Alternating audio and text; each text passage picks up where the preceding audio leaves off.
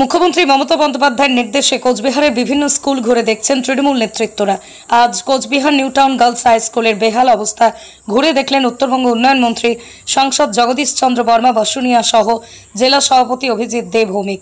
স্কুলের বেহাল অবস্থা দেখার পর 2টি রুম বরাদ্দ করেন উত্তরবঙ্গ উন্নয়ন মন্ত্রী উদয়ন গুহ। তিনি বলেন, স্কুলের অবস্থা শোচনীয়। স্কুল দেখার পর 2টি রুম বরাদ্দ করা হলো। স্টানের যে রুমটি, সেখানে ক্লাস করাতে হচ্ছে ছাত্রীদের। খুবই ভয়াবহ অবস্থা কয়েকটি ক্লাসের।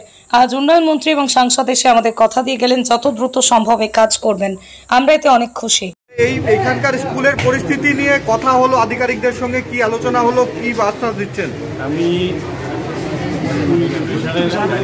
কথা বললাম, যিনি আমাদের কুচবিহার জেলার স্কুল দেখেন, আপনার ডিস্ট্রিক্ট প্রজেক্ট অফিসার মহাদেশ শেখর, তার কাছ থেকে জানতে পারলাম যে ডিএ থেকে 8টা এসিআরের একটা প্ল্যান এস্টিমেট সেটিং করে পাঠানো হয়েছে।